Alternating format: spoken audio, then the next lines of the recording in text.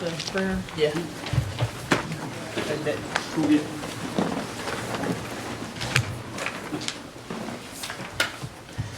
God, we just praise you for this day, Lord, and God, just wake us up, Lord, and God, just God, thank you for a new appointment of Chuck Austin to be our Secretary of State, Lord. God, I pray you just lift him up, God, and God, just give him wisdom, Lord, as they lead our tribe, and God, be with us today in our ENF meeting, Lord. God, just give us sound wisdom, Lord, as we make decisions for our tribe, and God, we thank you for your cross in Jesus Christ. Amen. Do the roll call. Jody Fishenhop. Here. Chuck Hoskin Jr. Here. Jack Baker. Here. Harley Fraser. Here. Bill Byrd. Julia Coates. Here. Janelle Fulbright. Present. Don Garvin. Frankie Hargis. Present.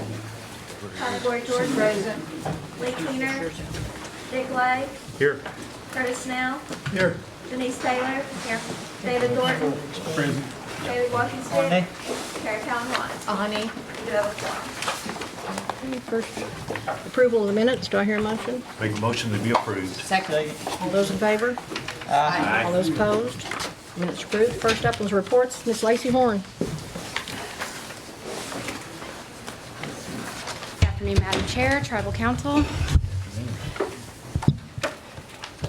I just want to echo the prayer that was made by Councilor Walking-Stick. I'm also very glad to have an appointed Secretary of State. It's been very challenging in the absence of an SOS, and I just want to publicly thank a couple of my employees that have really helped assist me in covering for that role, and that's Jamie Cole, Rebecca Mitchell, Cliff Powell, and Connie Chandler, June Butler. These are folks that have really helped step up and cover in the absence. So I'm looking forward to having some help in that area. Very glad. Thanks to Tribal Council for passing the comprehensive budget through committee. It looks like we'll be going forward to a special Tribal Council this afternoon to look at that again. So that's what we're working on in finance is getting prepared for the upcoming fiscal year and closing out this one. So if there's any questions that I can try to get answered, I'm happy to take them. Any questions? Thank you. One comment. Yes, sir. We discussed a wage increase, and I know Jody Reese has been asked to do some projections. Would you as well get with Jody and work with us on those numbers and those projections? Yes, sir. Thank you. Thank you. Okay, next up is Sean.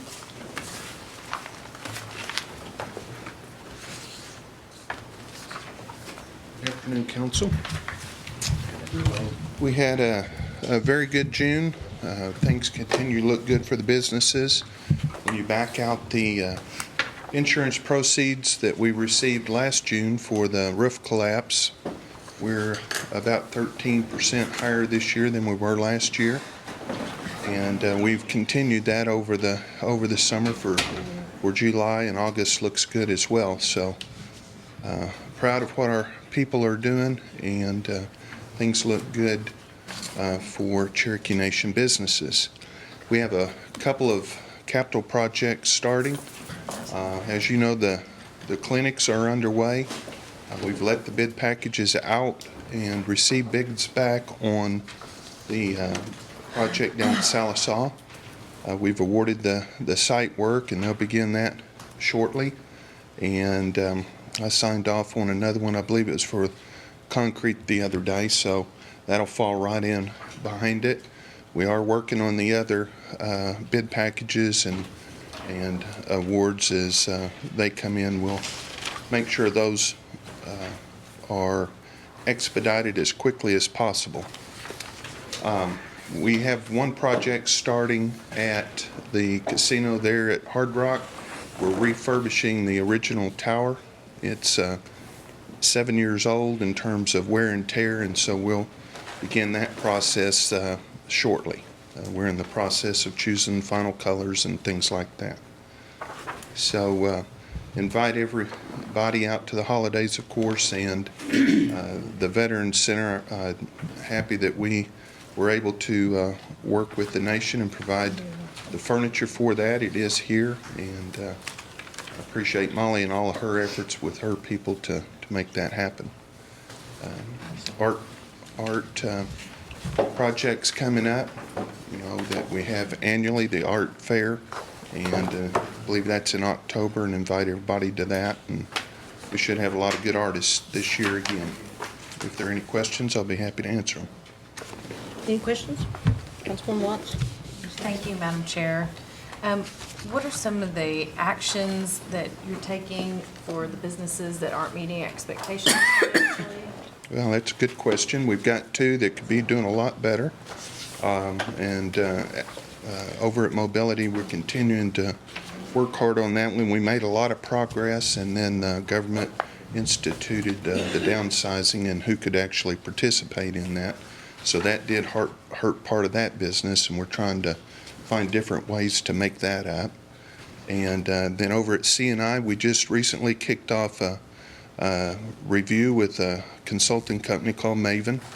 We're very happy with the way that started. We've invited council to be a part of that, and we look forward to what the results are for that.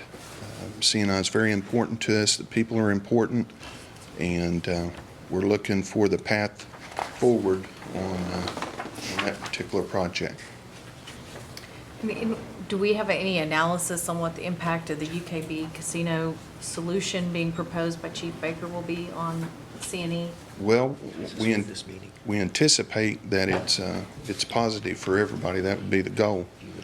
So what we're focused on and been tasked with is to look at where we could use the extra help, because we do have open positions, and if they've got people, if it comes to them closing, then we'll work with a nation, excuse me, and them to try to find spots for their people. But overall, we're trying to make that a positive thing for us as well. So I was in particular talking about the solution that if they were allowed to somehow create the casino down at the end of the road, how would it impact our existing facility? Well, we do have some ideas on that. That's kind of a business, strategy, and I prefer not to talk about that other than to say what we're doing is always trying to make sure that it's good for us too. And there are some things that we can do both in a short-term and long-term position to help with that. I'd rather not say the strategy, Will so that be just shared to with say us that. before we take a vote, or is that just going to be like a mystery for the council before a vote's taken? Well, a vote taken for what? I would assume, I know that the news is making all these claims about solutions and all this, and that we're just going to magically put land into trust for the UKB. Yeah, I don't know. We're not part of Sean, that. if Okay. you'd like, you could talk to him one-on-one, so it won't get into business strategy, We could sure do whatever you that. feel comfortable with. Yeah. But I want assurance that it will be done before there's ever a vote taken. That there will be discussion, all 17 council members will be privy to actual factual information. But From your That's- perspective, I'm not saying sure. about the other stuff, only Yeah. from C&E's business perspective. we can do that. Thank you very much, Sean. You're welcome. So what is the status of the wind farm? Have we broke ground yet? Or is that under us totally, or is that still under your purview, or where are we at?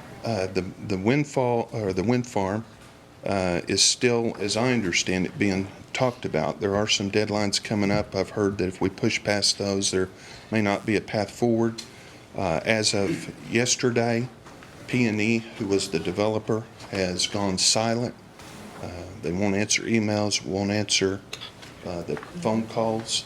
So at this point, we're not sure what that status is for them.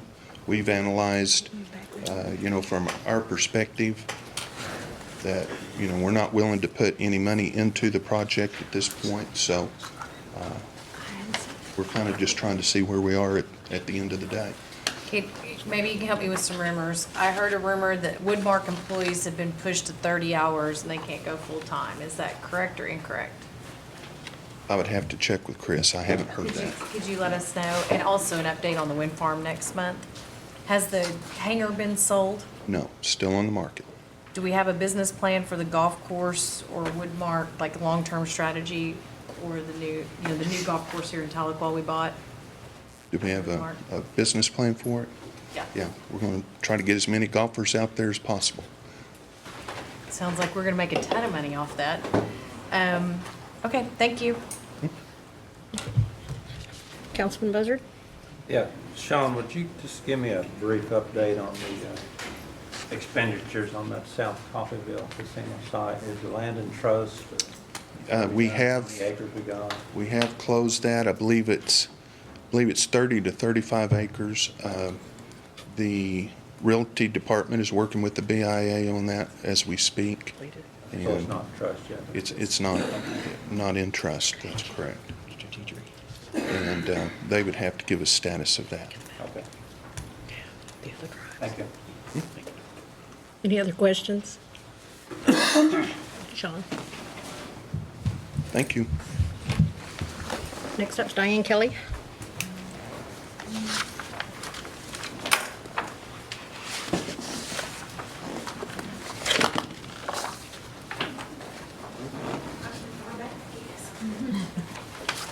Can't hear back there. Okay. I'm not sure what Sean told you because I just got back in here from picking up something.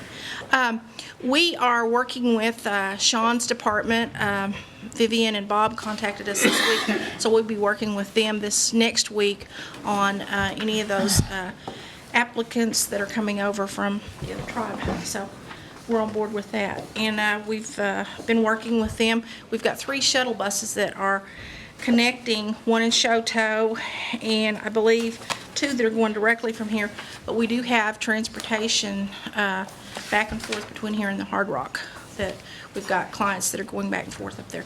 So staff are very well hooked up and trying to get people jobs. That's basically what our thrust has been last several days. We've been meeting with Department of Labor on our 5-year contract with Job Corps, and hopefully we corrected any deficiencies or any concerns they had by verbal consultation with them by phone, and have got that redone, and hopefully we'll have a contract within the next few weeks. Are there any questions?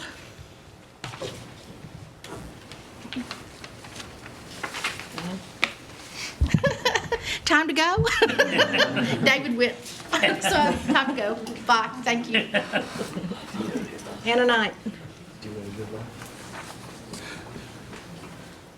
I wasn't prepared to come up that fast. I don't think it's ever been that brief, but you have with you a copy of my report, and I'm happy to answer any questions you might have. Thank you, Madam Chair. I just have one question. You're great when I get the request from the community. Is there a way to trigger when our MAP recipients first start failing on their mortgage? Because it just breaks my heart when they get to you so late, there's probably no way we can help them. We've tried a number of methods with, we send out newsletters to them, trying to encourage them, giving them news about home ownership and encouraging them to contact us if they're unable to make a mortgage payment. And we've tried to work with the lenders, but to no success in getting them to notify us when the people get 30 to 45 days late. And so, we're just kind of at a loss, because typically when they do come to us, it is too late for us to do anything. So I'm not sure if you have any ideas or suggestions. No, We're happy to hear them. As I expected, you'd already attempted multiple avenues. I would encourage, if you can, to continue to send those letters and stuff. It just breaks my heart when somebody loses their home. It does. It does. Thank you, Anna. Thank you, Madam Chair. Okay, Councilman Walkenstick. Hey, Anna. I tried to contact you today. What's the number of consumer applications, consumer loan applications, and what's the number of commercial loan applications? Approved loans? No, just requests. Just requests. I'd have to check on that. The consumer applications with the employee loans, we probably get about 45 a month. That's our highest volume. That's your highest volume? Mm-hmm. Now, does your budget reflect that on the monies that's put in for that? We typically don't ask for any additional loan money. The budget does reflect this. Grant for that, right? Excuse me? Is that grant money? The consumer program, we have a little bit of grant money in there, but most of it's tribal money from years back. We've just, our volume has increased so much that we are continuously running short now. We've been approved this year for $950,000 in loan money, commercial loan money, that's grant money. And the commercial loan fund is primarily grant money. Now, is there grants out there for consumer loans? There are some for specific needs, and this year we wrote the CDFI, the Community Development Financial Institution Grant, for commercial loan money. And if we could stabilize that commercial loan program, then we could write the CDFI for consumer loan money as well. Okay. So the commercial grant that we got for the loans, you can't use it for consumer? No. No, it's typically related to job creation. The money we got this year is ICDBG money and Rural Business Enterprise Grant money, and they're both tied directly to job creation. Okay. And the only reason I ask this is, I mean, I have a lot of constituents that get denied on the consumer loan and funding issues and whatnot. And so just wanted to make sure that we are feeling that need. The funding issues really should only be reflected in the larger loans that people apply for. We don't have a lot of money to make larger consumer loans, and the money that we have had that we've used for the larger loans has been for foreclosure prevention. But a lot of times people are denied for primarily for over obligation of income, that they just can't really afford another loan. And we get a lot of consolidation loan requests, and those are not typically very solid requests. We prefer to work with them on budgeting and figuring out how to pay off their debt so that they don't Are you guys go back going to start out. looking into the consumer grants? There's only one source that I know of, and that's the CDFI. And if we can get the CDFI for commercial we applied for this year, then this fall we'll be able to apply for CDFI consumer. Okay, sounds good. Thank you again. Any Thank other you, Chair. questions? Thank you, Hannah. And have you ever been approached to look for funding for the amphitheater, or anybody from the Heritage Center ever approached you to do, maybe look into grants that might be helpful to their financial situation? We did. I was approached. Barbara McAllister came and spoke to me as an individual, and we looked at some various alternatives, and I've asked for a copy of the plan for the amphitheater that the board had commissioned, and I haven't received that. So, and I'm not positive that it's the direction that the board wants to move into. I've just talked with Barbara. Okay. All right. Thank you, Madam Chair. Anything, Councilman Blizzard? This Cherokee corn series that you're looking into, how will that work? I read some stuff for words on it, but in one tribe, another tribe, it hasn't worked so well. What is your... If we're able to get it, if we're able to get the project going, and we're still kind of in discussion stages, it would be sold exclusively with Bradford Exchange, which is a very reputable company, and we haven't even gotten into the test market phase of it yet. So if we're able to get to the test market phase, then we would be able to determine what the potential revenue would be and exactly how it would work. We've gotten to the point in the discussion where they're insistent that we be able to offer this coin as currency, and right now we don't have the infrastructure to do that. So we're trying to put together some thoughts and ideas for the chief's review. I've noticed some tribes that has some of those exchanges like that. A lot of them are just bought up for collectors. Right, that's basically because they buy them for so much more than the face value on them. Mm-hmm. That's interesting. Thank you. Okay, any other questions? Councilwoman Fulbright. Thank you. I'm regressing back a little bit here to Councilor Byrd. I want to put my 2 cents worth in on the amphitheater. You said you weren't for sure the board wanted to go in that direction. And I thought, well, maybe they need to hear some comment from the council, because it's a direction that I would like to see us go in. Not that even if it didn't make money, if it just broke even, we could hire a lot of summer employment that would give our youth something to do. And older people like me that can remember how it used to be in its glory. And it was one of the most impressive things for teaching our culture and our heritage that a young person could ever study in school from the pages of a book. Just seeing that one time means so much. And I know it would be a big investment to rebuild the amphitheater and get it up to modern day standards, but I would like to see us look into that direction. So that's just my own personal comment for myself. Thank you. Thank you.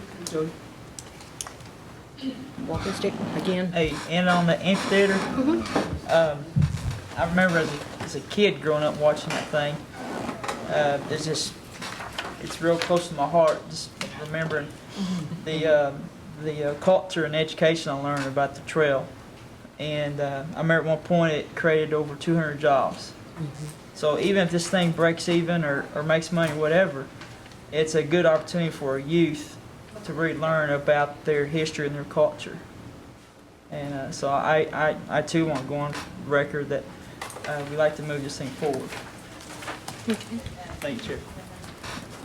Any other questions? Thank you, Anna. All right, thank you. Moving on to consent items, and Terrell is next. Is there any changes to Terrell, John? Anything we need to know? We're moving on to Terrell. Is there any changes? No, it's good. Okay. Do I hear a motion? Second. All those in favor? All those opposed? Passed. Cemetery? Jody? Don't believe we have any additions that I'm aware of, but I would like to note that the report shows a negative number, but it doesn't have, we passed a couple of months ago $25,000 that's not included in that report yet, so we're really not in the red, so just wanted to point that out. We'll get that updated on next month's report. Any other questions about cemetery assistance? All those in favor? All those opposed? Okay, moving on to community assistance. It's getting the end of the year. Does anybody need to look at their amounts? I do have one email from Councilman Hoskin on community assistance. His $444 balance is going to be split $200 to Bonita Teachers Event, Shout and Sack, Adair Cherokee Organization for $122, and Ketchum Cherokee Organization for $122. Okay, Councilwoman Coates? Yeah, I'd like to, I think Jack and I both would like to donate the remainder of our funds to the Cherokee Nation Foundation for at-large scholarships. Thank you. And that was, excuse me, for you and, okay, Jack, also okay. The balance of your, Yes. Yes. Speaker Gordon. We do have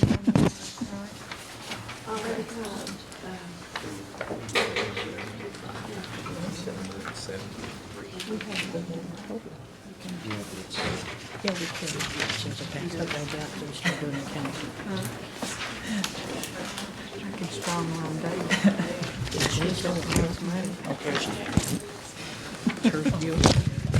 okay, for Lady Fulbright, we have Aikens Baptist Church for $1,000.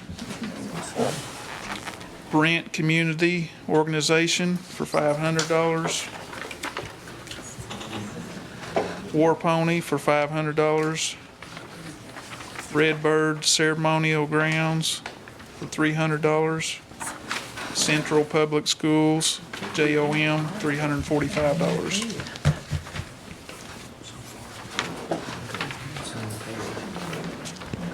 Any other want to add? You got one more month. I need to add some. Oak Ridge Cemetery for $1,000. The high school, a scholarship fund for $2,000. And the paperwork's coming in on these. The fishing club, they started for $680. I want to give some to the Adair County Fair for $1,000. And that should leave $1,000 left over, and I'll wait till next month on it, Jody. What was the 2004? Scholarships. the high school. Okay, Their paperwork should be coming in on them. okay.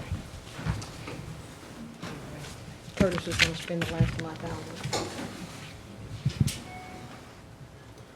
Any others? Okay, all those in favor? Aye. Do I have a motion? Motion to approve. Motion approved. Okay. All those in favor? Any Those opposed? Oh, Are we doing just a quick announcement? Oh, I'm sorry, I'm way ahead, I misunderstood. I thought I heard a motion to adjourn. So sorry. We haven't passed a budget line yet. okay, all those opposed? It's passed. On to law enforcement. Any, Jody? I have an email from Mr. Hoskin for $2,500 for Craig County Sheriff, $2,500 for Craig County Emergency Management, $2,500 for Manita Police Department, $2,500 for Nowata County Sheriff, $750 for South Coffeyville Police, $750 for South Coffeyville Emergency Management, and $750 for Town of Adair. If my math in my head's correct, you're going to leave a little bit of balance for your, The least I could do. for the new. Any other law enforcement? Law enforcement. Do I hear a motion?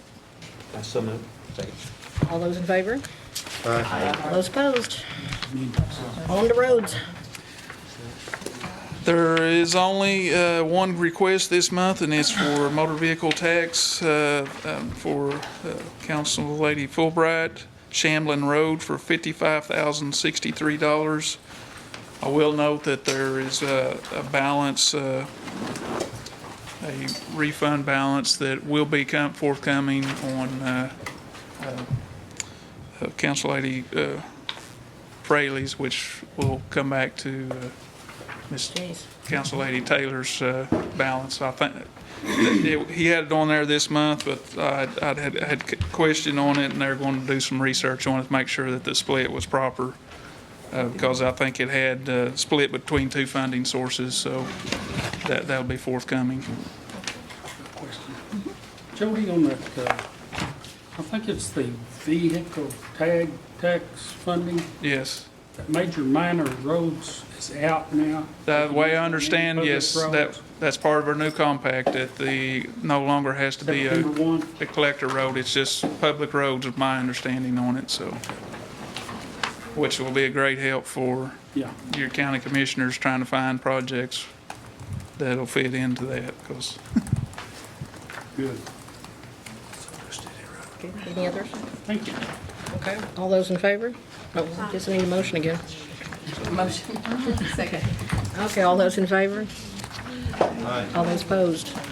Same sign. On to sports teams and livestock.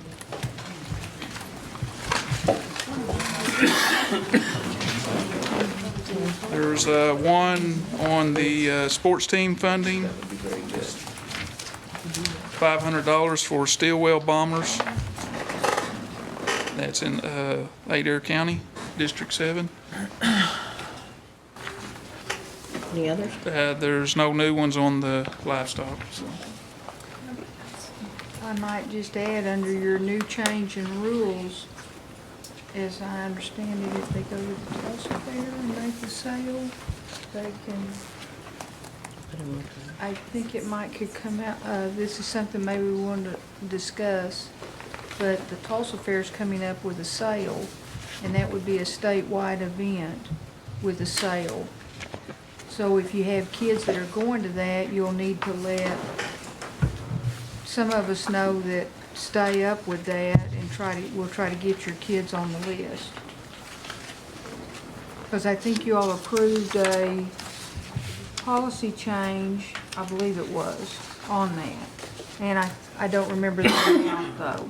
It was,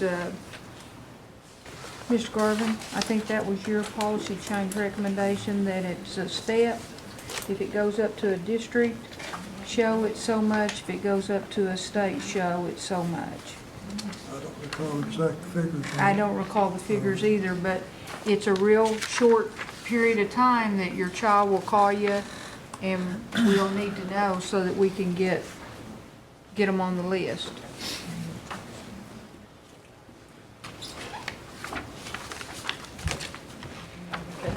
Any other discussion on either one of these items? Do I hear a motion in toto?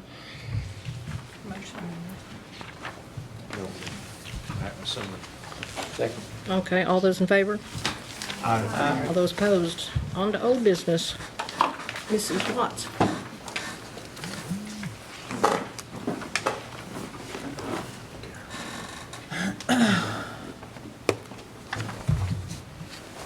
I want to withdraw this at this time.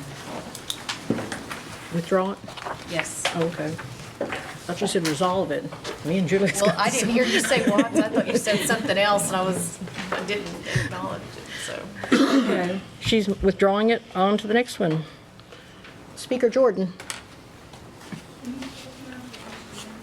Go to the next one. Okay. Discussion and possible action on the health clinics and hospital expansions. Who is here from health? Jody, do you want to call, please? Can you call, Connie?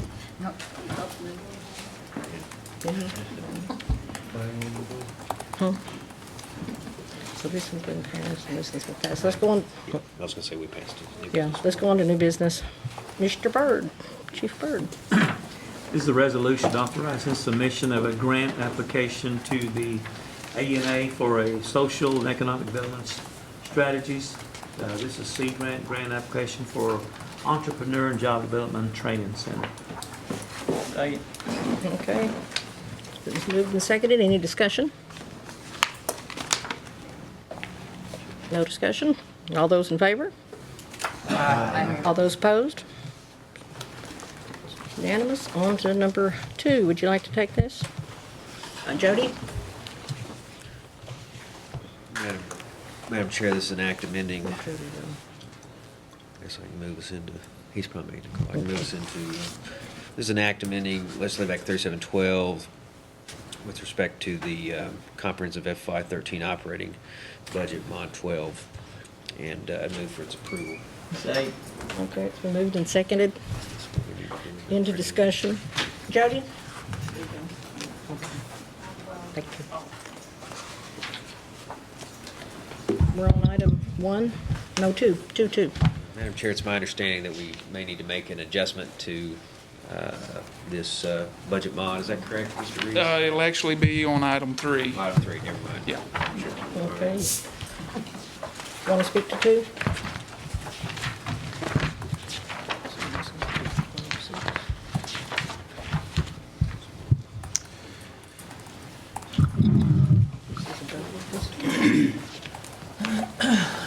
Yes. We have 16 operating budget changes this month. I don't know if you want me to go down through each one of them, or if you. The first item is Cherokee Immersion Program. It's general fund modification requesting an increase in expenditure authorization of $5,000 from CNB donation to match the Lowe's grant for the charter school playground. This will be used to purchase and install playground equipment.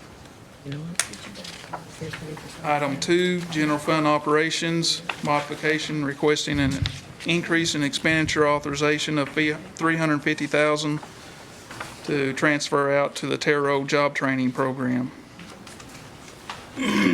Item 3, community tourism, general fund, modification requesting an increase in expenditure authorization of $119,450 for the space cost of the WPA building and the court mall.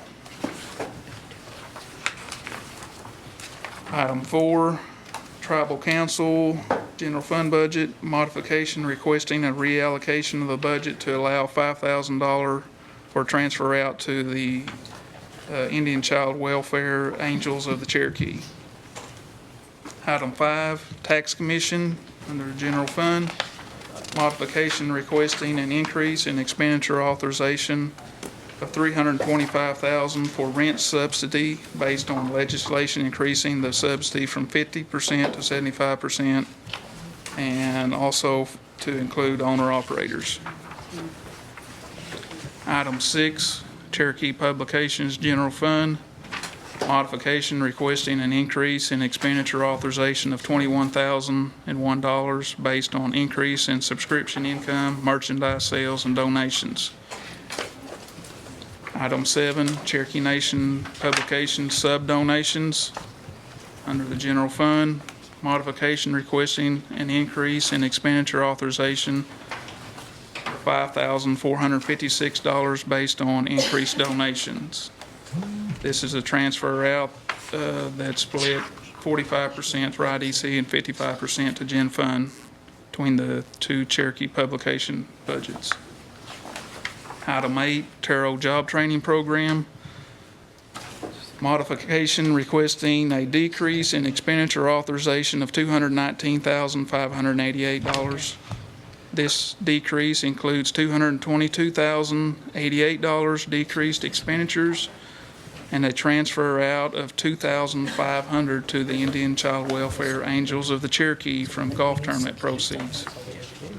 Total revenues are decreased by $569,588 and consist of $725,668 other income decrease, carryover of prior year's dedicated fund balance of $143,330, and contributions and donations received of $12,750 received for a golf tournament. There's a $350,000 transfer in from the general fund to balance everything out. Item 9, motor fuels tax. Modification requesting a decrease in expenditure authorization of $44,021 from a reduction of cash out motor fuel tax for the education reserve. Motor fuel tax revenue is increased by $92,068 based on 2012 actuals. Item 10, motor fuel tax education reserve, modification requesting an increase in expenditure authorization of $655,979 for the appropriation for reserves. This is based on estimated investment revenue of $700,000 and a decrease of $44,021 in the current year 25% reserve calculation. Item 11, Cherokee Publications indirect cost pool. It's a modification requesting an increase in expenditure authorization of $12,355 based on increased subscription income and donations transferred in. Item 12, risk management in the indirect cost pool. Modification requesting an increase in expenditure authorization of $12,000 based on offsetting reimbursements for memorandum of understandings with Cherokee Nation Home Health, Cherokee Nation Waste Management, the Housing Authority, and Cherokee Nation Elder Care. Item 13, internal lease service. Modification requesting a decrease in expenditure authorization of $145,624. This adjustment is for decreased utility expenses, increased building maintenance expenses, and additional recovered space costs and expenses for buildings added to the space pool, which were Marcoma Library and Bull Hollow building. Item 14, facilities operations, modification requesting an increase in expenditure authorization of $145,624 for expenses related to the addition of Marcoma Library and the Bull Hollow building to the lease pool. Item 15, agricultural noxious weed, Department of Interior Self-Governance. Modification requesting an increase in expenditure authorization of $15,376 for additional one-time competitive funds received. Item 16, Indian Child Welfare Angels of the Cherokee. modification requesting an increase in expenditure authorization of $7,500 related to transfers in from the Tribal Council and the Terrell Job Training Program. And that's all. Any discussion? Nope. Yep, I already have a motion and a second. All those in favor? It's an acclamation. Yeah, Acclamation, Madam let's Chair. try acclamation. All those in favor? All those opposed? Yep. On to number 3. Jody, want to step here to talk about this one? Do I hear a motion? Madam Chair, I move to approve the capital budget mod designated 4B, which is a substitute from what's in our book. So with that, I make a motion to approve. Second. Motion's been made and seconded. We're in discussion. Jody, would you talk to 4B? Yes, this is 4 budgets. Basically, you've got the $7.2 million that was in reserved by appropriations. That was from the special dividend from a couple of years ago, and that's being split out $3,500,000 for tribal council building, and $3,700,000 plus for tribal complex roof replacement, and then another budget for $5 million for the special dividend coming in from CNB. That's for tribal complex construction.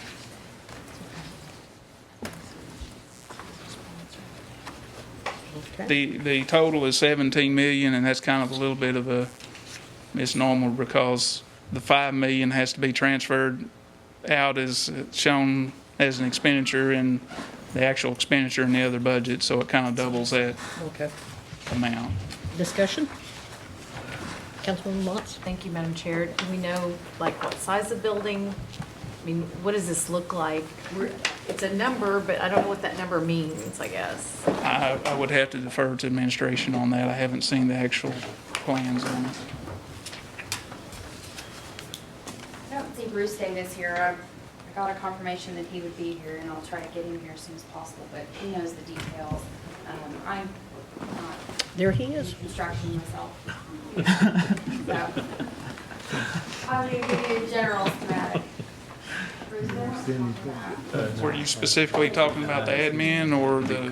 Either one, we have no details. I was like, does that mean we get a 3,000 square foot, council office house, or is it a 5,000 or 20,000? I don't know the exact square footage, but have kind of worked with some kind of the pre-planning on as far as our facility and stuff. A lot of it had already been planned 2 or 3 years ago, and we've just been kind of looking at it again. So there's no. Hey, Bruce, what are we paying for? What? Pardon me? On this council house and the changes? It looks like there's a second floor on this building, and then there's this big number, and all it says is modifications on the complex or something. Okay. What does all that mean? That means that we're going to add a second story to this end of the complex, which those plans have been in place for a number of years, I understand. And, there's an elevator shaft already in place over here. That will add 28,000 square feet to this complex. Okay. Also add 28,000 square feet to the space pool for additional funding. And so we ran some numbers. That would generate about $800,000 per year on space cost, and we're estimating this project would cost about $8 million. So that's ballpark figures, so that's just in the planning stages. I guess what's the other part in terms of the complex, and then what are you planning, or do you have any ideas on remind me what that looks like for the council offices? Well, let's talk about the roof for the rest of this complex, because we plan on putting the roof on the whole complex. So the design would be one continuous sloping roof, and so then the second story on this end with an awning, so that's kind of in the plans. The council house, my understanding is that we're up to 15,000 square feet, maybe? Do we want to address that? if she would recognize me for an answer. Okay. I want to, this is the point where you all tell me whether you want a new council house or not. I don't want to do anything unless I know the money's going to be available. I'm not into trying to work the next 2 years to bring you forth the building on the promise like happened to the Veterans Building. We started the Veterans Building, we had no money. I don't plan to travel down that road. When I build a house, I know the construction loan's in place. So this is the point where you, the council, tell me if you want me to move forward with that idea. If you do, then we form or continue on with the little informal, I guess, work group. There was plans a couple years ago that were way grander than what we needed, in my opinion. You all may tell me different, but they were like 26,000 square feet. I had hoped that we could get along with 10,000 square feet. I'm being told it's more like 13 to 15,000 square feet. This would encompass, this cost is based on that square footage. And that's all it is cost based on square footage. We don't have a building design at this point. And if you all say today you don't want to go forward with it, makes my life a lot easier. But if you decide you want to go forward with it, I'm not one that's going to go forward and not have any money to move it forward. So that's what I know about the council house.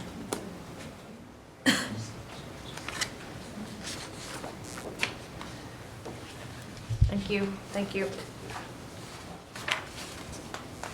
Any further questions? No further questions. We had a motion and a second. All those in favor? Aye. Aye. All those opposed? Okay. On to number 4. I just would like to note that we'll have to, with it being this late in the year, we'll have to come back with modification. First modification of the year, we'll have to kind of move these monies around again if this takes place, because the current 2014 budget has these amounts in reserve. So Understood. On to number 4. I put that item on there. Is Diane, Kelly, and John here? Okay. Connie first, because she's here, and that other gentleman. Just go down the line.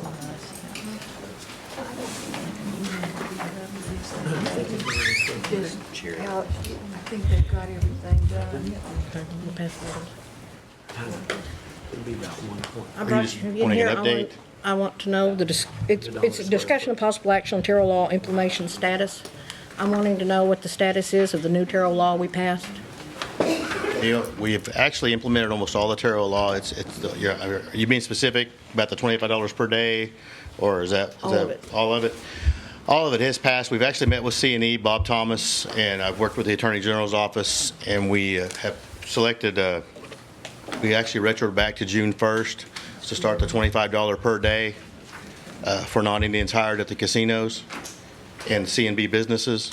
What the plan was instead of doing it monthly, so we wouldn't have paperwork after paperwork, they are going to record it quarterly, and after the end of the quarter, within 10 days of the new quarter, first 10 days, they will actually pay the fees for the non-Indians working at C&B businesses that were hired after June 1st.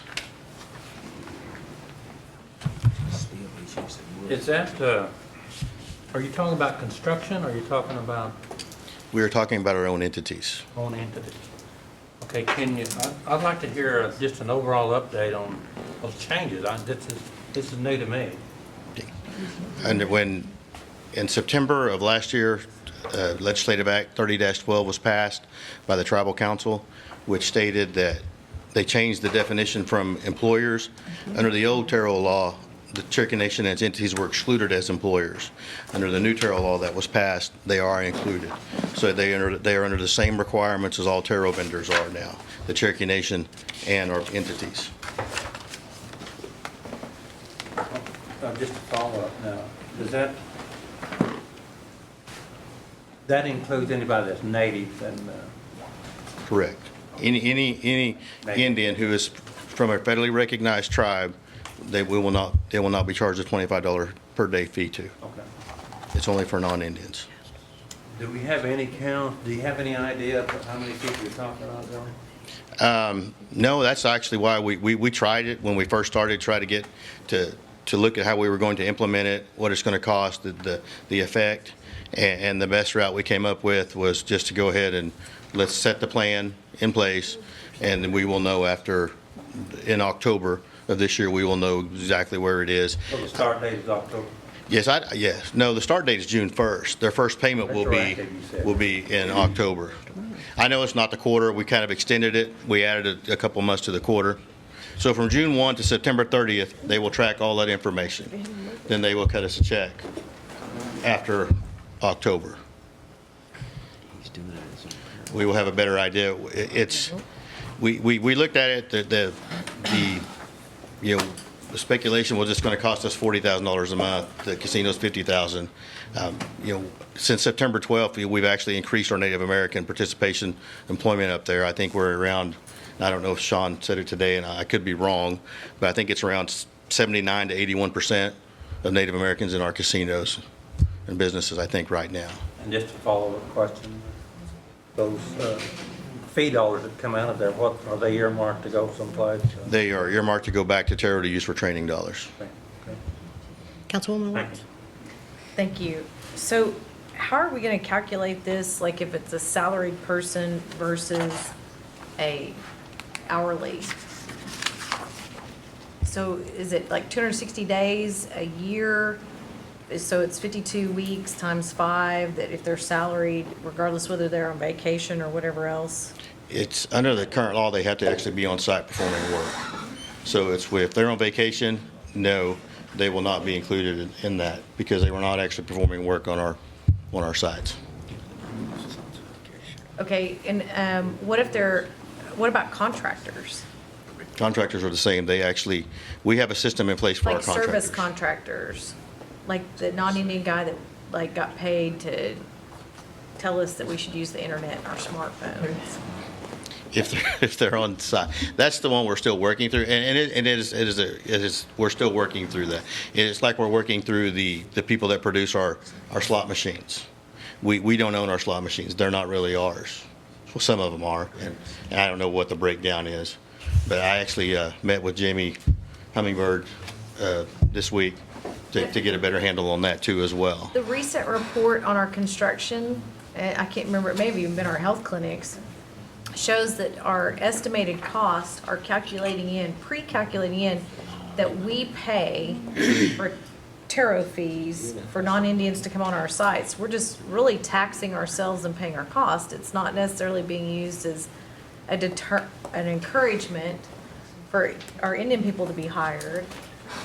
We're taxing ourselves. I mean, it looks like if you're like a salaried employee and you're pretty much there 5 days a week, we're talking about $6,000, $6,500 per non-Indian employee. And all we're doing is taxing ourselves. We're not making them pay a fee to be on our. Correct. The employee's not paying it.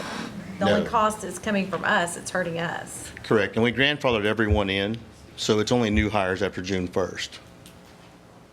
Okay, but wouldn't it maybe be a better solution if we made people pay visa fees, like it's in the we're going to talk about like 1866 treaty. They have to pay a fee to be even work permits to be here. Instead of us taxing ourselves, why don't we make it to where they have to pay us to even have the opportunity to work in our facilities? Okay, let's go back to your question on Because we're paying ourselves to have non-Indians there. Actually, on the right? construction side, it's a little different. When you're talking about the fee, Cherokee Nation Construction Management Services is the contractor that Cherokee Nation is contracted with. They are actually paying the fees for their vendors just like any other vendor would. We're treating them just like we would if any other company came in. They are paying the 0.5 of 1% fee. The $25 a day fee is actually being paid by the vendors themselves directly to the tarot. And it may be taxing ourselves, but it is a deterrent because people are no longer we're seeing more Native Americans coming on our sites from our construction companies now, because if I'm a company and I have 10 non-Indians and my project is 20 days long, well, I have to put in $250 a day added to my bid for 20 days, which raises my bid up. So the companies, especially taro vendors who hire Native Americans and Cherokees as well, their bid is going to be $500 less than if all things were equal. So that is the big deterrent. That's why we're seeing more Indians coming to our projects and things like that. Yeah, I'm just trying to think this through for intended, unintended consequences. That's helpful. Thank you, John. Thank you, Madam Chair. Okay. I'm next on the list, so I got a question. Who took it upon themselves to enact this June of this year? We passed it September 2012. There's an emergency clause that the council passes the law with that says it takes effect when we pass it after signage by the chief. Yes, we had a meeting on that, and we are at your, if this body chooses to go back to September 12th, we are prepared to do that. I think the body chose when they passed the law. So we've been trying to get everything situated, but yeah, we know that possibly we could go back to September 12th at this 2012 if this body chose that. Madam Chair. I've got somebody else. Okay, go ahead, Councilman Blaine. Thank you, and that was my question, but who's we? We decided. Well, excuse me, who's we? We actually had a group with the Attorney General's office and looked at The what Attorney General doesn't pass laws, we do. I understand. And we tried to select the best date where we'd be most prepared. This law made a lot of changes to a lot of different things. This law went on, we discussed this with you and CNE and CNB for months. Correct. We had them at our meetings discussing. Correct. And so who was in the room when that was decided? CNE and CNB or no, actually, payroll vendors, or who all was in the room? I was, Diane Kelly, Mr. Garcia, and Mr. We had a conference call with CNB to find out when they could actually start going back to work on this to bring it forward. And in our conference call that we had with Mr. Thomas and Ms. Phillips, and Mr. Garcia was in there, they're the ones who actually came up with the date, because they're the ones that's actually going to have to go back and put this stuff together.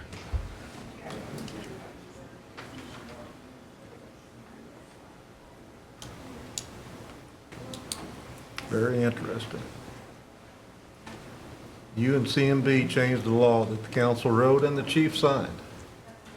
Actually, we didn't change the law. We were trying to, this law has to get organized with the current staff that we have. We had to rearrange some duties, figure out how our billing process was going to be, even for the vendors that were actually charging the $25 a day to. We looked at several different scenarios.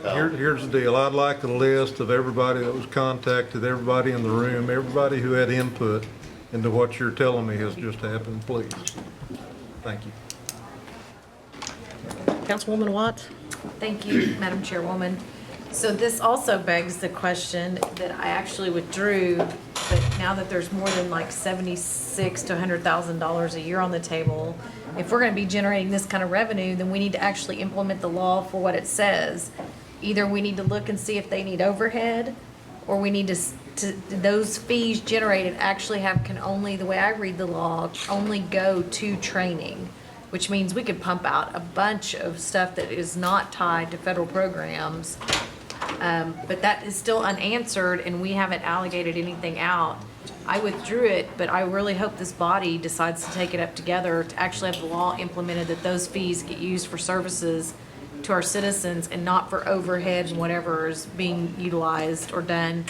Not that you don't need it, but I haven't seen a alternate proposal, so I'd rather see the law enforced at this point. Thank you. Deputy Speaker Hoskins? I withdraw. Okay. Madam Chair, if I could beg your indulgence. I don't think it was ever our intent not to comply with the law. You as the body, the legislative body, can pass law, but you also have to understand that with the staff that we have, and we are having to work with Cherokee Nation businesses. We have to work in a partnership with them, and we have to get guidance from the AG's office in going forward with this. And we have to actually find out from them, when is it going to work for them. When we got this, you got calendar years, you also have fiscal years where those cross over, so you're trying to stay within that means. So we were kind of at their mercy as to when they could actually get this together. And if you recall, that's why we were having some of these work group meetings, was so that we could kind of dissect this out as to when would be the best time to do it.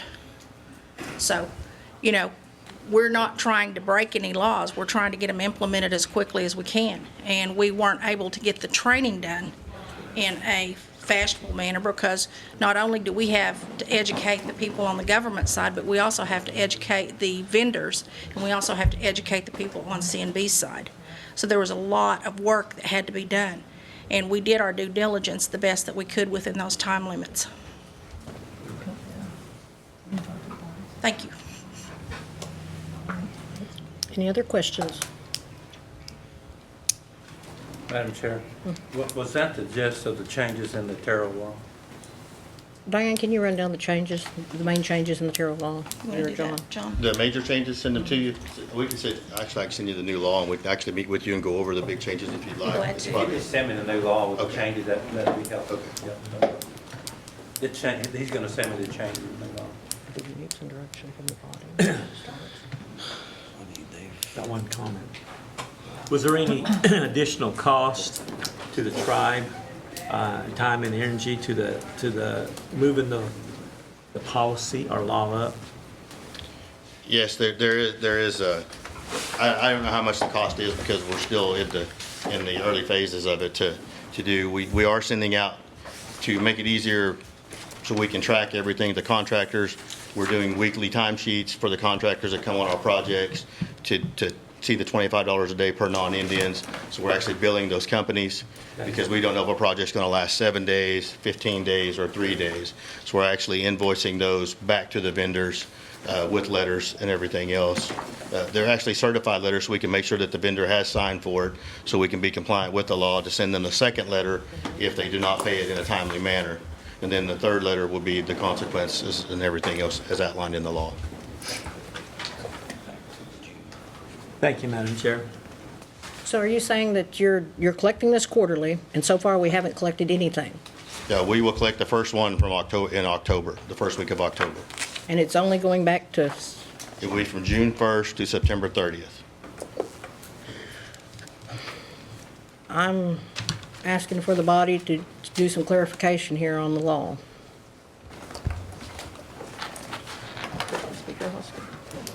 Madam Chair, there was an emergency clause, and the entire thing was in effect.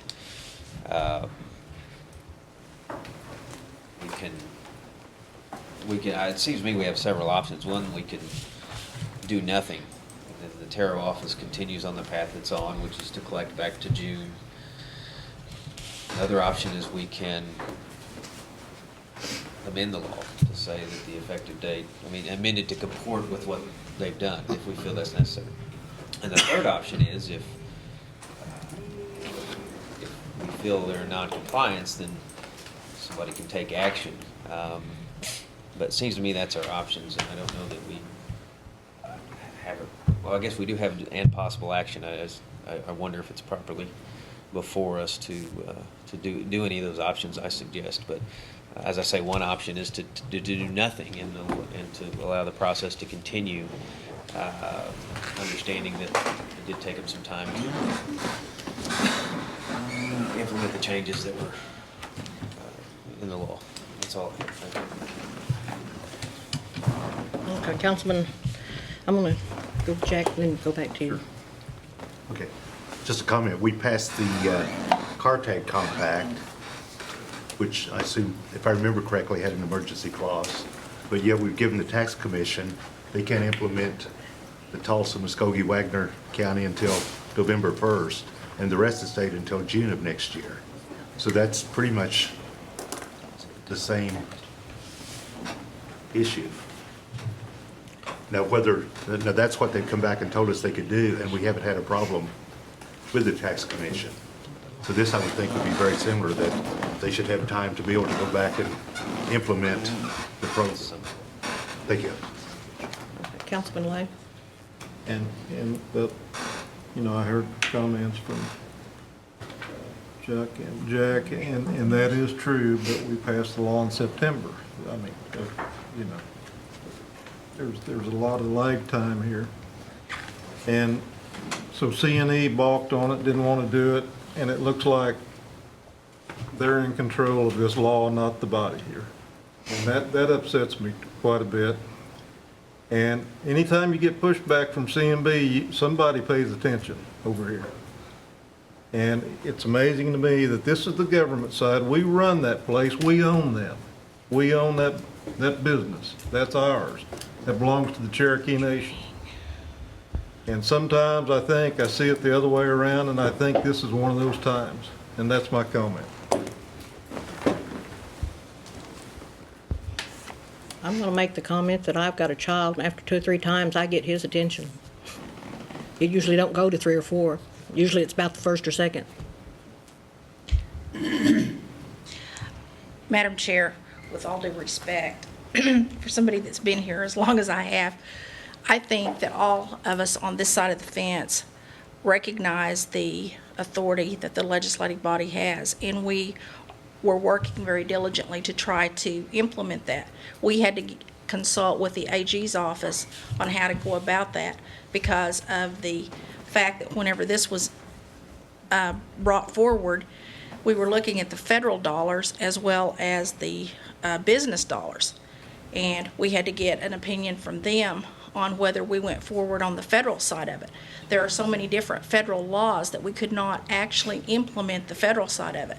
Then when you looked at the CNA piece of it, they have federal contracts with the Army, National Guard, different entities of the federal government.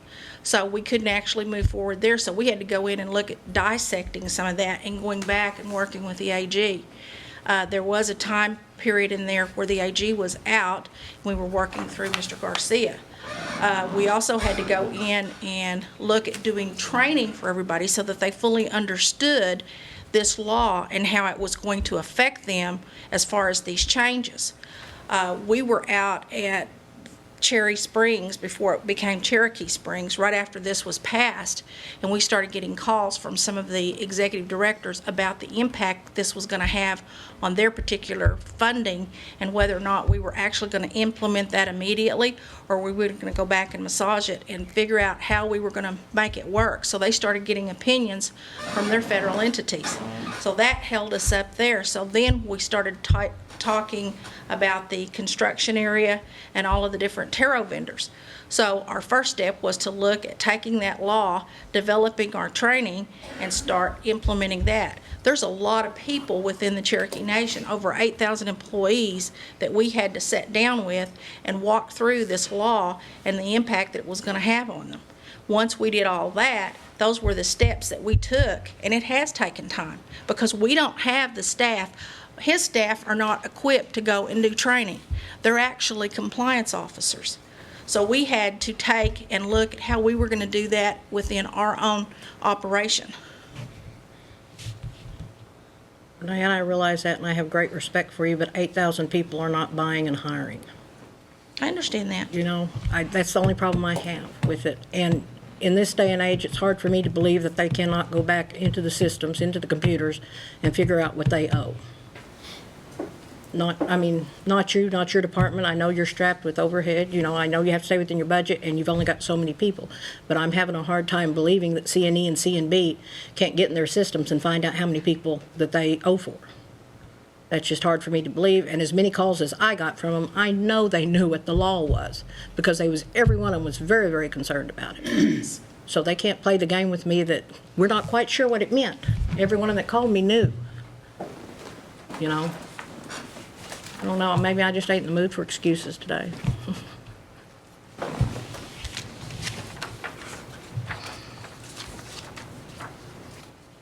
Well, if you want us to look at a different date, we can go back and we can look at a different date. Just tell us, because we're open. Could you go back and look at it passed in September after, I don't know, let's say October the 1st, the beginning of the fiscal year, and see what it'd do. I don't expect you to bring it back to us next month. I realize you're going to have to go back several months. I don't know, can you bring it back to us within 90 days? Yes. Okay.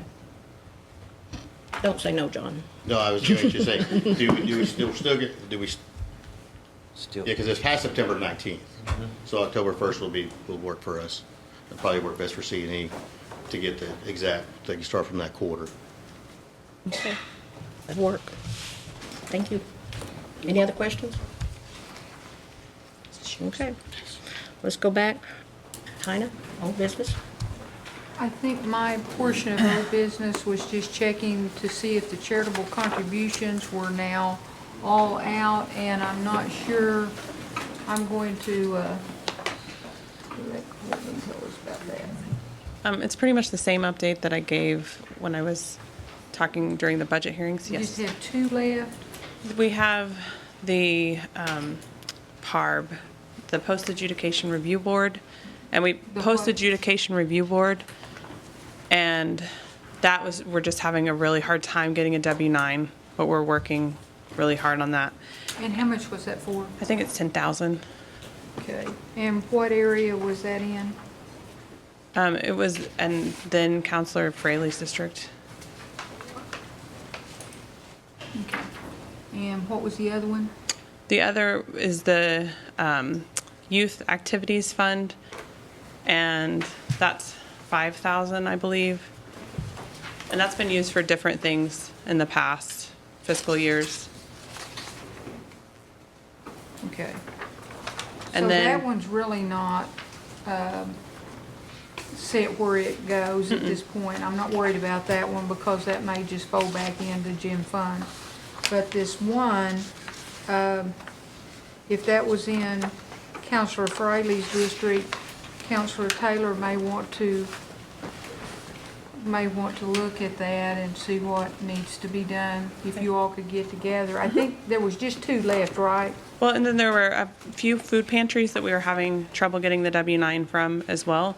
But someone on my staff just told me we got the last food pantry W-9 today. So we'll just get it out. Would you send us an email that all food pantries have been taken As soon care as of? the check actually leaves, I will do so. Okay. So there's really this one here, and I would put you 2 together to try to see what you want to do about that one. Yep. Okay. Thank you, Speaker. I don't see a need to carry it any further because it was just for informational purposes to make sure everybody's charitable contribution got out this year. Okay. On to the next one. I put on here, discussion and possible action on the health clinic and hospital expansions. Lots of questions. Oh, Hello, boy. Connie. Okay, who all's got questions? Councilman Buzzard. Well, I guess I've got 2 questions. Okay. Is the one on the fitness room, have we ever got anything resolved on it? And the other is on the equipment purchases. I understand, I didn't see any money for equipment purchases for the, especially the J County. And with the expansion up there, I almost assumed that we're gonna have some equipment, so. You're absolutely right. And our meetings this week are surrounding the equipment needs. We're trying to utilize as much of the equipment that we have in the existing space, and particularly like in J, we're relocating. So a lot of the equipment we have in the facility is still good to use. And so we have someone in helping us analyze what is good, what needs to be replaced, and then what additional purchases we need. So we don't know what the budget will be because we don't know what the need is, just to be honest with you just yet. That was a big concern because I didn't see Yes. any money for the equipment. And the other thing is, and I know Chairwoman had asked about the fitness centers and those places there too. Has there been any discussion on those? Right now, the plan is in the physical therapy departments will also be utilized as fitness centers because of the space limitations. We felt like they would have enough access to meet the need of the public, and as the demand increases, then we'll look at building a separate facility if that's what the council desires. And we were trying to cram a lot of things into a small amount of space, and we felt like that would be the best way to monitor the demand and meet the need at the same time. I guess the other concern is that at some point in time, we'll probably hire a physical therapist as the money comes in. Yes, they're hard to So- find. They're very difficult to find. Okay. They've changed their education requirements for physical therapists to require a doctorate degree, which was already a problem. It's been a problem as long as I've been in healthcare. And so changing the degree requirements certainly adds to that. Thank you. Okay, is that all, Harney? Yeah.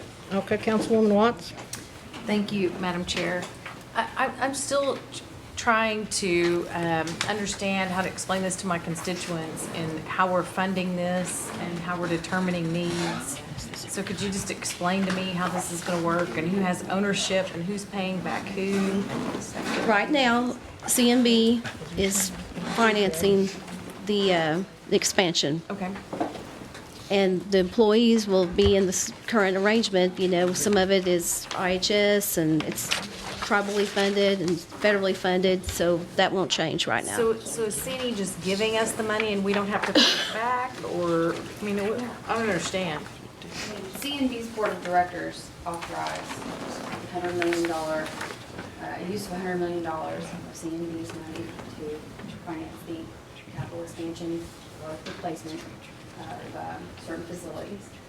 So that's a Board of Director question up there. It's still the Cherokee people's money. Can somebody give me an answer on who gets paid back and who has liability and who owns the facilities? I don't understand why it's so difficult. This is the same thing I've been asking repeatedly. CMB will own the facility. Yes, at present time, they will own the facility.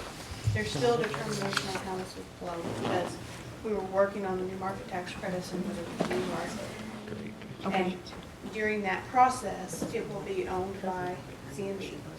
At the point that we determine something on the market tax credits, then the decision will be made whether they're owned, what The financing ownership should options happen. will But be. for now, they own it. So they're just essentially giving it to us and they're gonna, who's responsible for upkeep and we'll never pay it back. So essentially it's $100 million dividend or, I mean, I don't understand how this is working. That hasn't, whether there's going to be a payback hasn't been determined, because if the new market tax credits are achieved, there will be a payment to them.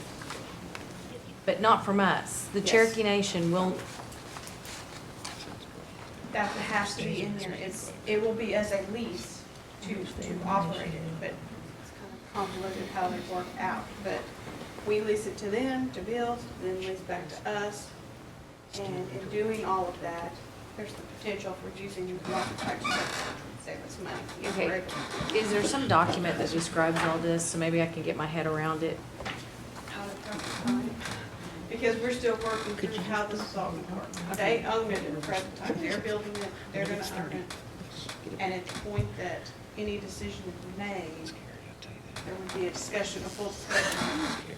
We just don't have that discussion right And this, I appreciate the candor. This is more information than I think.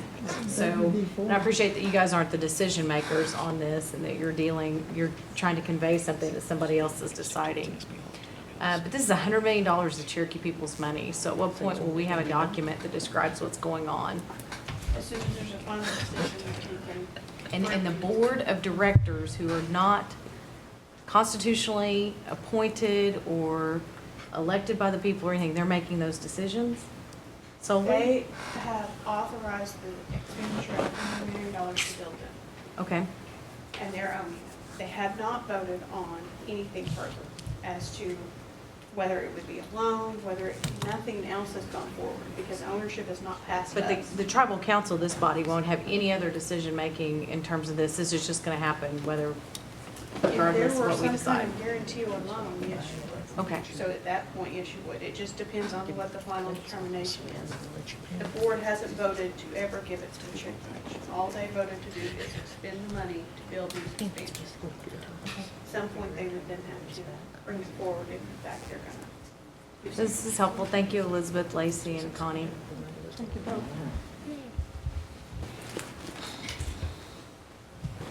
both. Next one, Councilwoman Fulbright. I almost forgot what it was. I'm sorry. Okay. Councilor Buzzard brought up the equipment and everything. Okay. Redbird is sort of ahead of the game on getting theirs done first. And we get to talking about physical therapy, which it's not included in the building.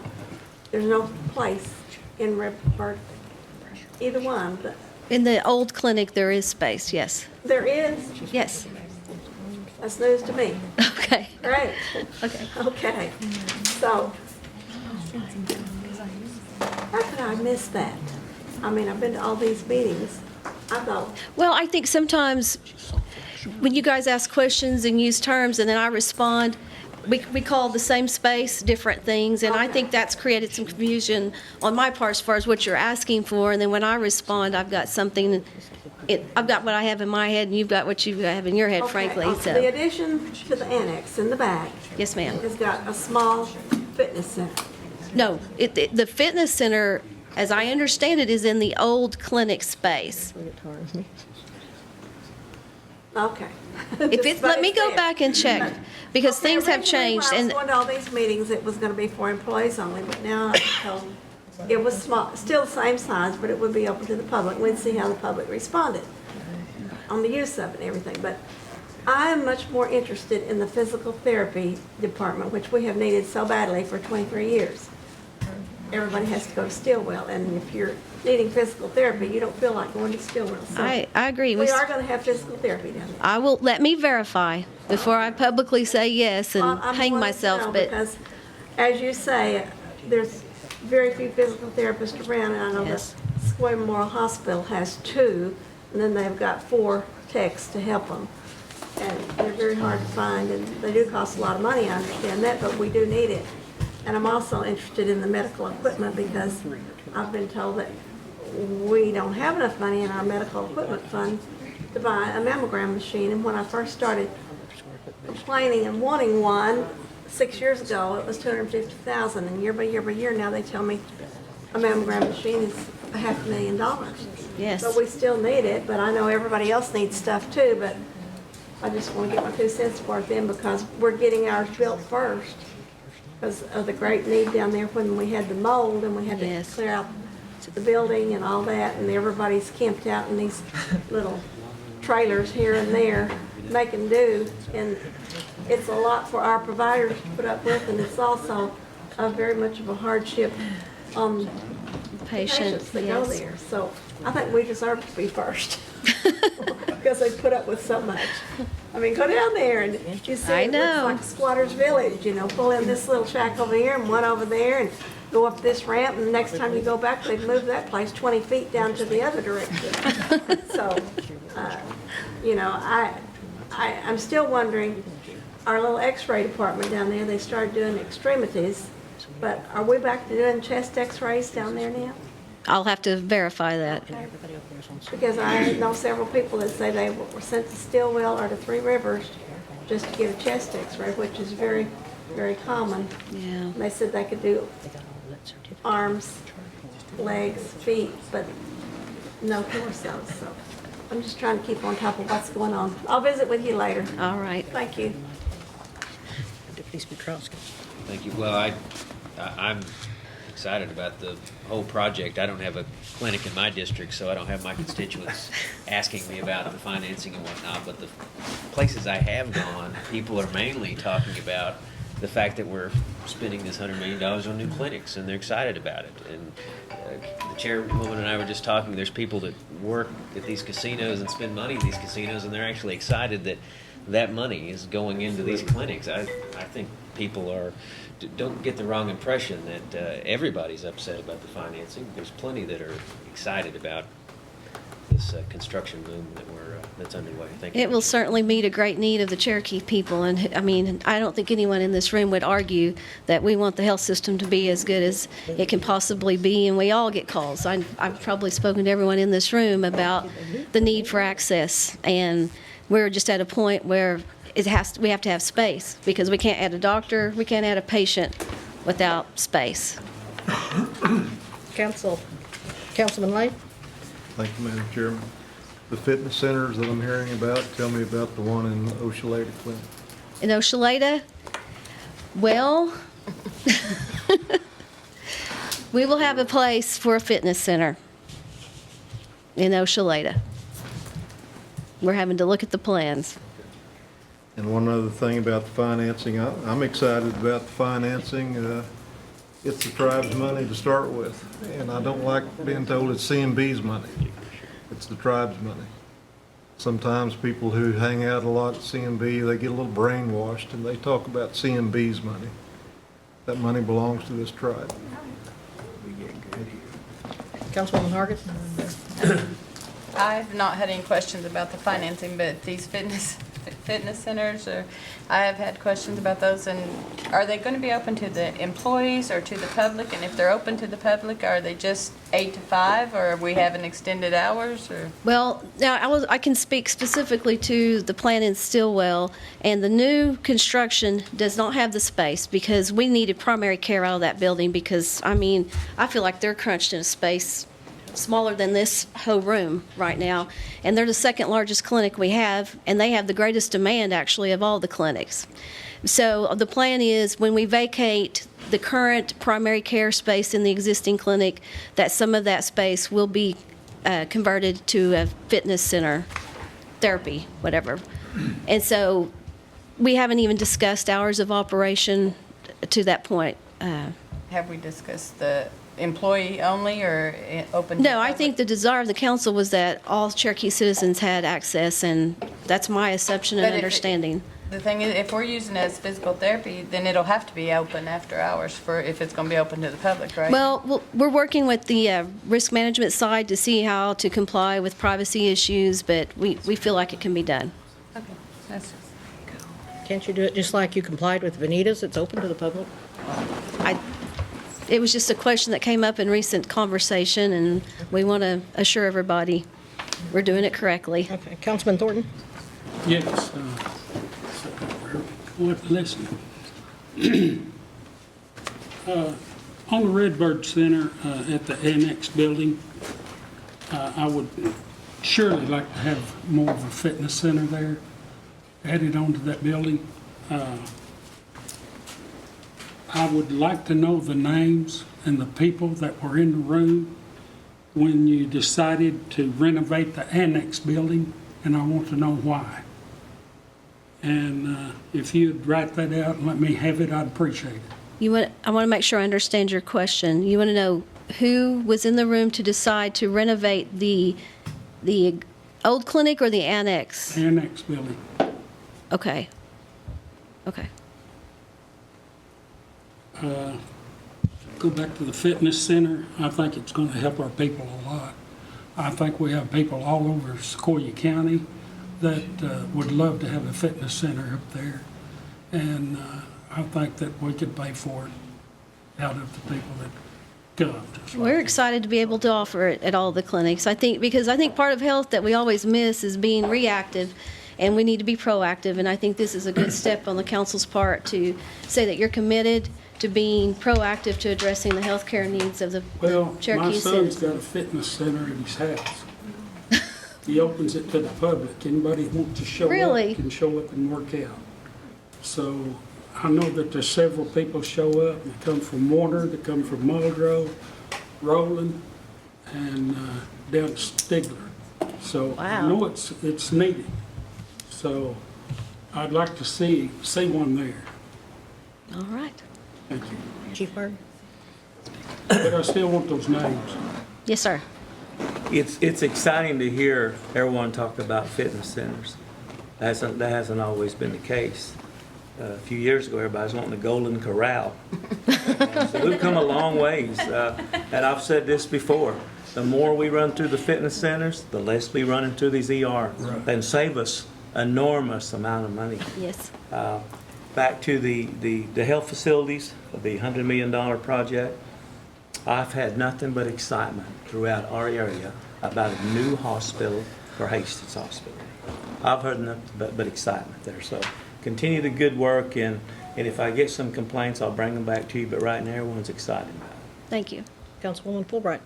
Thank you. Again, I've got more questions. So think about what Councilor Thornton said, and his concern is also mine, because to me, the annex is a relatively new building. I haven't been on the council that long, and was open brand new after I came on board. I can't see, I don't know, that it's, in one way I look at it, it's kind of a waste of money to remodel that part of that building when it looks brand spanking new when you walk in. But maybe it's the overall picture of adding 30,000 square feet. They're kind of reconfigure everything, but to me it's a costly route to take. But enough said about that. My main question was this. When are we going to get extended hours in these outer-lying clinics? Because it would just help Hastings Hospital so much if we would stay open till 10 o'clock at night. Well, I'm glad you asked that question. We're doing that already in Nowata. And is it well received up there? it's very well received. They book patient appointments until 8 o'clock. I believe their hours are open till 8. And that's probably a good, most urgent care centers are open. But this is for access to your primary care. So if you want to be an established patient at that clinic, then you can make your appointment after your 8 to 5 job. The first of this month, Muskogee started their 12-hour shifts, and they are currently open Monday through Friday until 8. So I hope to give you a report on that. It'll probably be October or November since we run behind on how our reports do and to do our accurate counts. Redbird Smith and Wilma P., obviously, because of the incredible volume that both of those clinics see, we want extended hours, but you have to have providers because it changes. The workflow, you have to flex, if you have a doctor, you have to have the nursing staff, you have to have lab. And so we're just trying to do this as much as we can afford it and implement it as quickly as possible. So. Well, we really need it because so many of our people are working, and a large majority of them are working at the casino, and it's not very easy for them to take off to go to the doctor. And they will go to private somewhere and use their insurance, and that money we're losing. Yes. They would much rather go to Redbird Smith. We're looking at after hours. We really need it. I wish you'd push for it and we are some more doctors down there. Yes, ma'am. I know some good ones. We're going to have a visit. Councilman Thornton. If you want to know how bad that needs to be extended on the time, go down Sequoia Memorial at 6 o'clock and just see how many people show up down there during that evening. We're actually tracking on a lot of. Educated on something. We're asking the clinics to monitor the number of patients they have to turn away because their drop-in slots are filled. And then we're asking the emergency room here at Hastings to monitor how many patients, because a lot of them are just conditioned to drive past and not even give the clinic a chance. So we're monitoring so that we can make a good determination on which clinic goes next to 12 hours. I'd say 16 years ago, there was about 15 to anywhere from 15 to 25 would show up at 6 o'clock. And the better part of them at Sequoia Memorial would be. I wouldn't doubt that. I wouldn't doubt that.